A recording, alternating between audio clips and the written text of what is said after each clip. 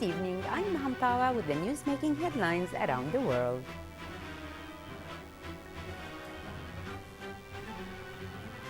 His Highness the Emir receives the visiting Minister of Finance and Economy of the Islamic Republic of Iran. The National Assembly Speaker confirms lifting immunity of the Assembly member Abdul Hamid Dashti.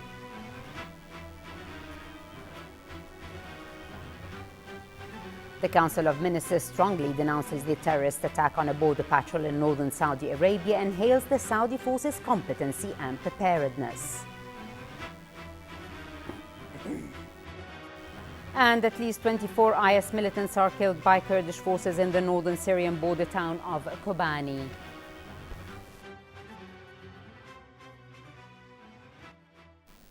In our first item, Bismillah ar-Rahman ar-Rahim, His Highness the Emir Sheikh Sabah Al-Ahmed Al-Jaber Al-Sabah received at Bayan Palace today the Iranian Minister of Finance and Economy, Dr. Ali Tayyib Nia, on the occasion of his visit to the country. The meeting was attended by the Deputy Minister of the Emiri Diwan Affairs, Sheikh Ali Sharrah Al-Sabah, and Minister of Finance, Anas Khalid Al-Saleh.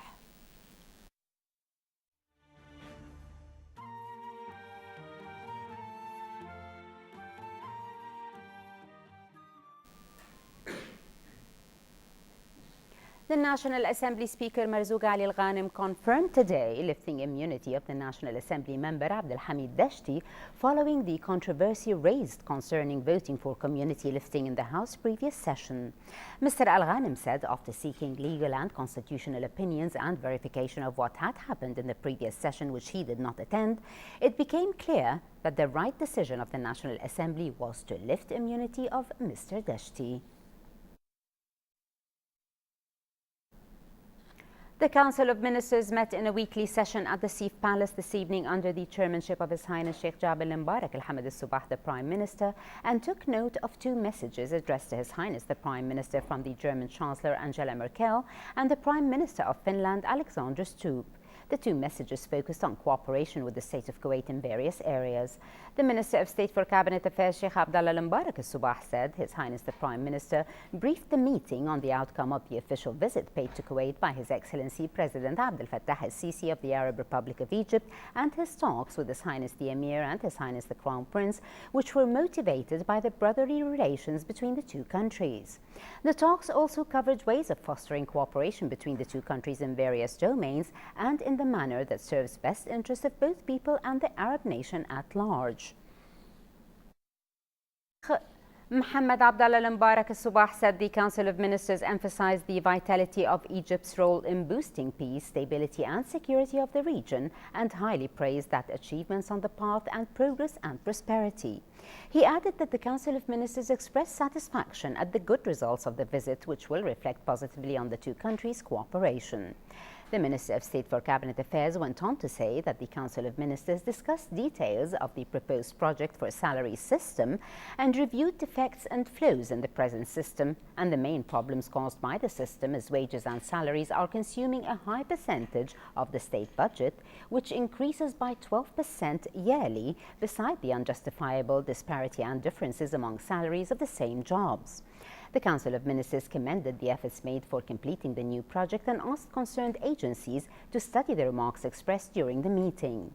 The Council of Ministers also discussed the minute of meeting of the Permanent Committee for Youth Affairs and was briefed in details by the Minister of Information and Minister of State for Youth Affairs, Sheikh Salman Lahmoud Al-Subah, about the measures taken by the Public Authority for Youth and Sports Affairs regarding the sport activities and formations in Kuwait.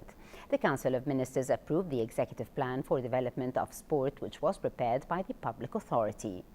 The Minister of State for Cabinet Affairs said the Council of Ministers discussed political affairs and the latest Arab and international developments. The Cabinet strongly denounced the terrorist attack on one of the border patrols in the northern border area of the Kingdom of Saudi Arabia. The Council of Ministers, though, hailed the preparedness and courage demonstrated by the border forces in the Kingdom of Saudi Arabia. Sheikh Mohammed Abdullah Al-Mbarak Al-Subah concluded his briefing by asserting that the Council of Ministers expressed deep satisfaction over the outcome of the medical checkup by the custodian of the two holy mosques, King Abdullah bin Abdul Aziz, and wished him all the best of health and long life.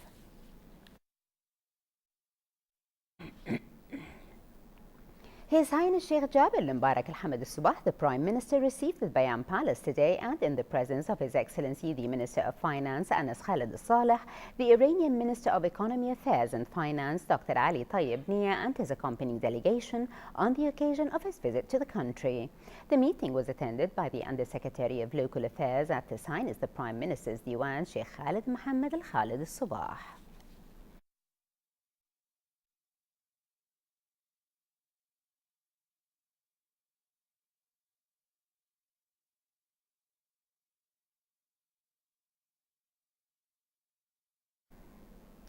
The First Deputy Prime Minister and Foreign Minister Sheikh Sabah Khalid Al Hamad Al Sabah held a meeting with visiting editors-in-chief of the Egyptian newspapers in honor of the arrival of Egyptian President Abdel Fattah al-Sisi to Kuwait. Sheikh Sabah Al Khalid said relations between Kuwait and Egypt serve as a regional role model, stating that the visit would open new horizons of cooperation between the two sides. Reporter Badriya Saleh attended the press conference and brings us this report. First Deputy Prime Minister and Minister of Foreign Affairs Sheikh Sabah Khalid Al Hamad Al Sabah said 2015 is the year of Egypt, which will hold parliamentary elections, an investment conference, and an Arab summit meeting in March. Sheikh Sabah Al Khalid was speaking at a press conference for Egyptian media delegation ahead of the current visit of Egyptian President Abdel Fattah al-Sisi. Sheikh Sabah said the visit will open new horizons for cooperation between the two bilateral partners based on the results of the 3 visits to Kuwait by former interim President Adli Mansour. He recalled the recent meetings of the Joint Higher Commission in Kuwait discussing all aspects of the bilateral ties and cooperation between the countries and led to the formation of a joint committee by foreign ministries of both Kuwait and Egypt to tackle issues of mutual interest. Sheikh Sabah Al Khalid extolled His Highness the Emir Sheikh Sabah Al Ahmed Al Jabir Al Sabah and Saudi King Abdullah bin Abdul Aziz to restore Arab concord and support in Egypt. He said it was very important for Egypt to resume its leading role as it will reflect positively on the Arab region and help alleviate the current challenges in the area, voicing confidence that Egypt's leaders and people will be able to overcome their current difficulties. Sheikh Sabah Al Khalid affirmed Kuwait's support to Egypt and participation in the investment conference to be held in Egypt this coming March. A large economic delegation from Kuwait will take part in the conference in a bid to tap into the ample investment opportunities in Egypt. He commended Egypt's support to the Iraqi government in the recent wake of the IS militant group's offensive. And regarding Syria, he said the armed conflict spillover on Syria's neighbors and the entire region is a threat at our doors, and reiterated the call for finding a political, peaceful solution to the conflict. Welcoming Russia's initiative to host a dialogue between the Syrian government and the opposition groups, he suggested that the planned dialogue should rather take place in Egypt, as he called it the elder sister of the region. Sheikh Sabah Al Khalid added that Kuwait was looking forward to welcoming President al-Sisi, stating that the Egyptian president's visit to Kuwait is very important given the identical views of both countries on regional and international issues, and in assisting the strong bilateral ties as they continue on a path towards growth. The press conference gave both sides an opportunity to share transparency and hopes for the upcoming meetings in the next few days. At the JW Marriott, I'm Badriya Saleh reporting for the English News. The Deputy Premier and Minister of Interior Sheikh Mohammed Al Khalid Al Hamad Al Sabah conveyed to the retired officials of the Ministry of Interior the greetings and best wishes of the political leadership and said that retired officers and senior officials will remain the rich source from which the young generations obtain experience and skills in different security activities. He also expressed thanks to the retired undersecretaries and senior officers for their long service and for attending the banquet which brought together the old and new leadership of the Ministry of Interior. At least 23 security forces have been killed and 21 others wounded in 2 bombings and ensuing clashes in Iraq's Anbar province, west of the capital Baghdad. The incident occurred yesterday when bombers attacked a mosque in the Al-Jubba area of Anbar, where security personnel were resting, killing 10. The bombings were followed by clashes, which left a further 13 security forces dead and 21 wounded. No group or individuals has yet claimed responsibility for the attack. A UK-based monitoring group said at least 24 so-called IS militants have been killed by Kurdish forces in the northern Syrian border town of Kobani. The Syrian Observatory for Human Rights said the militants were killed during clashes with People's Protection Units, that's the YPG, in Kobani's eastern sectors yesterday. The group added that 7 YPG fighters were also killed during the firefights, as well as 2 civilians who were killed during IS raids.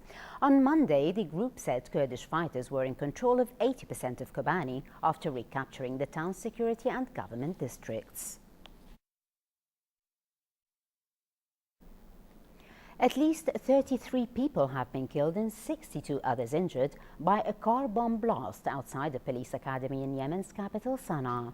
The vehicle exploded beside dozens of cadets and people standing in line to enroll at the academy. Some unconfirmed reports said it was a suicide attack. Yemen has experienced a wave of violence in recent months, with militants from Al-Qaeda in the Arabian Peninsula battling Houthi militants who have taken control of the capital. There have so far been no claim of responsibility for the attack. The former Israeli Finance Minister Yair Lapid said today that Israel would not allow the Palestinians to drag its soldiers to the International Criminal Court after Palestinian President Mahmoud Abbas signed papers to join the ICC, a high-stakes move that will enable the Palestinians to pursue war crimes charges against Israel. The move has already sparked retaliation from Israel, which froze the transfer of more than $100 million in tax funds collected for the Palestinians on Saturday. The EU's foreign policy chief Federica Mogherini called Israel's move to freeze the transfer of Palestinian tax revenues a violation of the Oslo Accords, urging the nation to renew the payments. Joining the ICC is part of a broader Palestinian strategy to pressure Israel into withdrawing from the territories and agreeing to Palestinian statehood. Searchers have found the tail section of Air Asia flight QZ8501 today in the Java Sea, raising hopes that the plane's black boxes may be recovered. Head of Indonesia's search and rescue agency Bambang Solisto said that divers were preparing to go back underwater in the same area, which is one of the priority zones where search efforts have been focused. AirAsia confirmed it is offering family members of passengers on flight QZ8501 monetary compensation following the December 28th crash and said it was conferring with families individually to show its good intention. Snow fell in the Middle East today as a powerful winter storm swept through the region, killing 2 Syrian refugees in Lebanon and forcing thousands of others who have fled their country's civil war to huddle for warmth in refugee camps. In Syria, the guns fell silent as snow fell in cities of Damascus and Aleppo, and government warplanes remained on the ground because of bad visibility. The storm dumped rain and hail on Lebanon's coast and heavy snows in the mountains in central Bekaa Valley, where gas stations, banks, schools and most shops closed. Meanwhile, near the town of Anjar, men used brooms and sticks to try to clear the heavy snow from the tops of refugees' tents, fearing the weight might cause the shelters to collapse. With wide local and regional participation, the 21st edition of the Grain Cultural Festival was recently inaugurated at Salmiya Theatre. The festival proved itself as the premier cultural event in Kuwait for over 2 decades. Organized annually by the National Council for Culture, Arts and Letters since 1994, the Grain Festival always created a cultural and social buzz that attracted individuals from all walks of life. Heba Abdelrahman has more details in the following report. Minister of Information and Minister of State for Youth Affairs Sheikh Salman Subah Salam Lahmoud Subah inaugurated the 21st Grain Cultural Festival by honoring the recipients of the State Orders of Merit. Addressing the opening ceremony, he said that the festival has become an impressive cultural platform that gathers notable persons and creative artists from various literary, artistic, social, and humanitarian fields. Sheikh Salman, also president of the National Council for Culture, Arts and Letters (NCCAL), was speaking on behalf of His Highness Sheikh Jabir bin Mubarak Al Hamad Al Sabah, the Prime Minister, the sponsor of the festival. It's a good omen that the festival takes place while Kuwait is preparing for the national celebrations marking the 54th Independence Day, the 24th Liberation Day, and the 9th anniversary of His Highness the Emir Sheikh Sabah Al Ahmad Al Jabir Sabah's assumption of office. Kuwait continues contributing to the development humanities as seen in the period between 2001, when Kuwait City was selected as Capital of Arab Culture, and 2014, when the UN named His Highness the Emir as Humanitarian Leader and Kuwait as Humanitarian Center. The cultural achievements made by Kuwait during this period are indicative of deep belief of the Kuwaiti leaders and people in role of cultural enlightenment in the promotion of such values such as tolerance and good for all humanity. Sheikh Salman commended the celebrities who were awarded the state orders in recognition for their outstanding contributions to the cultural movement of the country. He also reaffirmed the commitment of the country to open new horizons for culture and arts through new projects such as the modernization of the National Museum and the National Library, opening Al Salmiya Theatre and Abdullah Al Jabir Sabah Cultural Center. The laureates of the 2014 State Awards include Ibrahim Al-Shatti, Ahmed Al-Saleh, Sulaiman Al-Khulaifi, May Saad, Yusuf Al-Hashash, Abdullah Turkumani, Abdullah Al-Abar, Walid Sarab, Anwar Abdullah, Dr. Fatma Al-Malham, Dr. Nawaf Al-Jahma, Dr. Muhammad Al-Bakr, Dr. Suad Al-Shabu, and Dr. Ahmed Al-Hassan. The ceremony concluded with concert performances led by Maestro Fahd Al-Haddad and featuring lyric poems of martyr Faiq Abdel Jalil. From Salmiya Theatre, I am Hiba Abdulrahman reporting for the Week in 30 Minutes. And in our final item tonight, we move to the local business news where Kuwait Stock Exchange entered today's session in the green zone as the weight index read 431.12 points, gaining 0.01 point, and the price index went up 6,423.21, putting on 25.3 points. However, the KSX 15 settled at 1,034.8 on a loss of 2.39 points. For a chance to see our reports again, please visit our YouTube channel at MOI Kuwait News. Well, with that, we conclude our news bulletin. Thank you for joining us. Have a pleasant time. I'm Maham Tawa. Before we go, we remind you once again of our main top stories. Have a pleasant time and good night. His Highness the Emir receives the visiting Minister of Finance and Economy of the Islamic Republic of Iran. The National Assembly Speaker confirms lifting immunity of the Assembly member Abdel Hamid Dashti.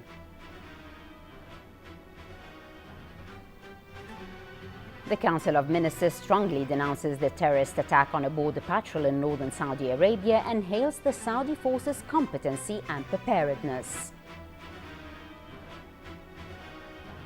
And at least 24 IS militants are killed by Kurdish forces in the northern Syrian border town of Kobani.